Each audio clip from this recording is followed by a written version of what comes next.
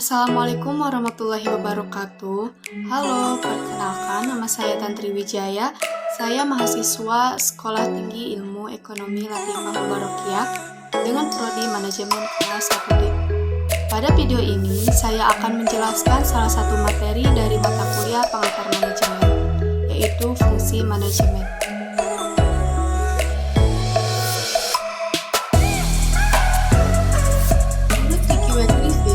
Fungsi manajemen merupakan bagian dari proses perencanaan, organisasi, koordinasi, serta pengendalian sumber daya supaya tujuan dapat tercapai dengan efektif dan efisien.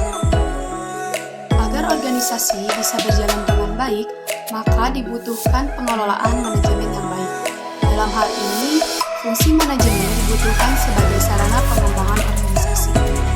Setidaknya ada 4 fungsi manajemen yang paling dikenal dan banyak digunakan organisasi. Yang pertama yaitu ada planning atau perencanaan. Planning merupakan proses pendefinisian tujuan organisasi, pembuatan strategi untuk mencapai tujuan, serta pengembangan rencana aktivitas organisasi.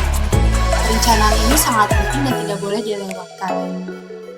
Perencanaan bermanfaat untuk meminimalisir jika visi misi perusahaan sudah berjalan dengan arah dan tujuannya. Ambil contoh agar teman-teman mudah memahaminya. Contoh, ada sebuah perusahaan yang bergerak di bidang produksi pakaian atau penjualan pakaian. Nah, tujuan perusahaan ini yaitu untuk memperoleh profit dan mengenalkan produk dalam negeri.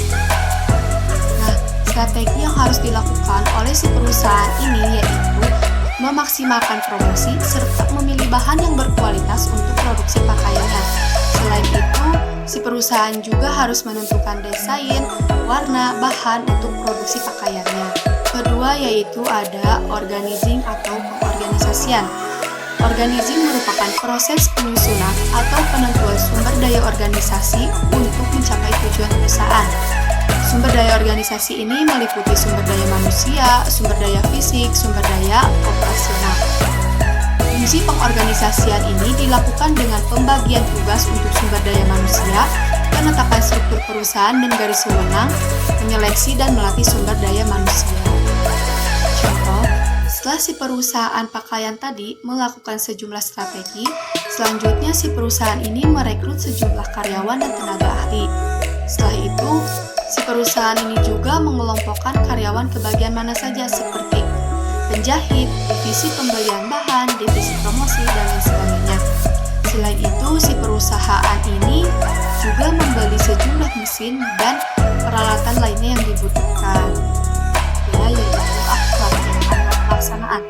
Actuating merupakan proses penerapan atau implementasi dari semua rencana, konsep, ide, serta gagasan yang telah dibuat sebelumnya untuk meraih tujuan bersama. Dalam implementasinya wajar jika ditemui beberapa kendala, namun ada juga yang langsung berhasil dan sukses. Fungsi pelaksanaan biasanya dilakukan dengan membimbing serta memberi motivasi kepada sumber daya manusia. Pada tahap ini, semua rancangan yang telah disusun dipastikan berjalan dan diimplementasikan dengan baik. Penerapan actuating dalam manajemen adalah melaksanakan semua rencana yang sudah dibuat. Contoh, si perusahaan tadi memulai proses produksi pakaiannya. Nah, para petinggi perusahaan ini membimbing sumber daya manusia dan selalu memberi motivasi. Semua ide yang telah dirancang sebelumnya diimplementasikan semaksimal mungkin. Yang terakhir yaitu controlling atau pengendalian.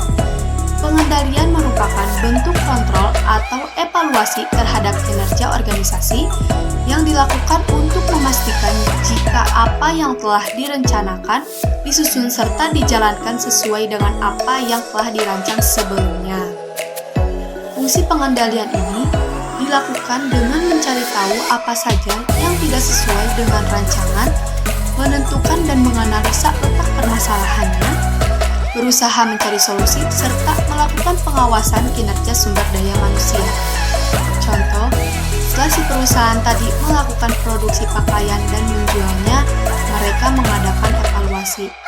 Nah, dan ternyata masih ditemui beberapa kendala dalam pelaksanaannya, misal kesalahan teknis saat produksi dan penjualannya. Solusinya ialah mencegah hal itu terulang kembali dan memastikan semuanya berjalan dengan lancar. Sekian materi yang bisa saya sampaikan. Mohon maaf apabila banyak kekurangan karena saya juga masih dalam tahap pembelajaran. Terima kasih atas perhatiannya. Wassalamualaikum warahmatullahi wabarakatuh.